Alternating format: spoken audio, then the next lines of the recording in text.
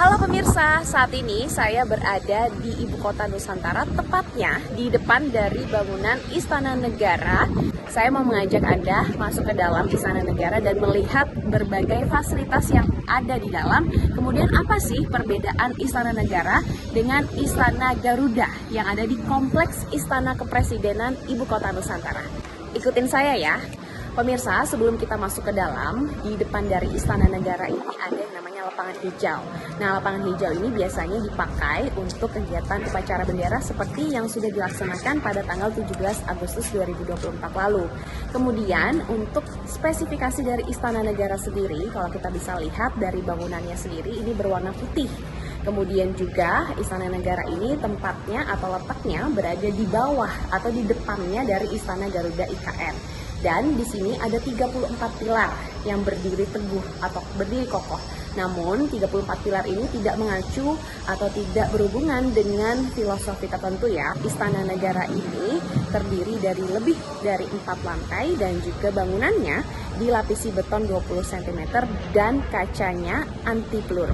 Nah, kita coba masuk yuk ke dalam salah satu ruangan yang ada di Istana Negara ini.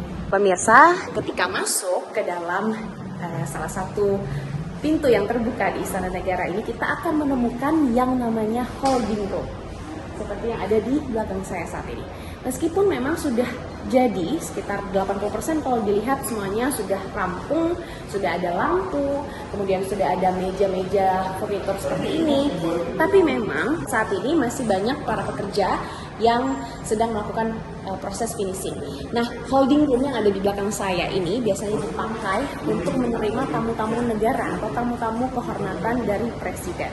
Kita akan masuk ke salah satu ruangan yang tadi dipakai untuk pemberian pengarahan dari Presiden Joko Widodo kepada ribuan personil TNI Polri jelang pilkada dan juga jelang pelantikan Presiden dan Wakil Presiden terpilih 2024. Itu dia, di situ.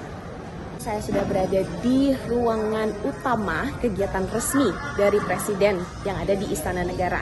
Nah, di sini bisa menampung ribuan.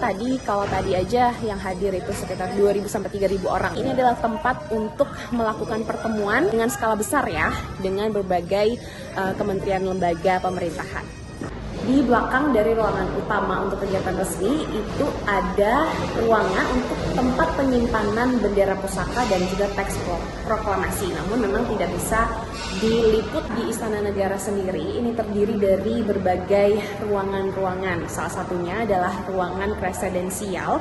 Kalau kita mengacu pada Istana Negara di Jakarta, ruangan presidensial ini biasanya digunakan untuk pelantikan yang dilakukan oleh Presiden Joko Widodo kepada misalnya menteri, kemudian ada pengangkatan duta-duta besar perwakilan Indonesia di berbagai negara. Kalau tadi sudah berkeliling di Istana Negara, nah sekarang di belakang saya ini adalah menjadi ikon dari IKN atau Ibu Kota Nusantara. Ini adalah Istana Garuda. Nah, perbedaannya kalau tadi Istana Negara ini dibuat memang untuk pertemuan-pertemuan kenegaraan dari Presiden.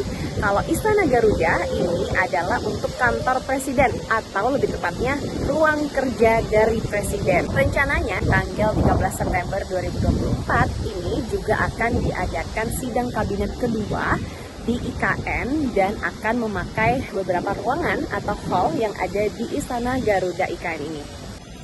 Pemirsa, tahu nggak sih kalau Istana Garuda ini dirancang oleh pematung asal Bali namanya Inyoman Nuarta, yang mana juga merancang Garuda Wisnu Kencana atau GWK yang ada di Bali. Demikian yang dapat saya laporkan dari IKN Ibu Kota Nusantara, Glorinata Metro TV.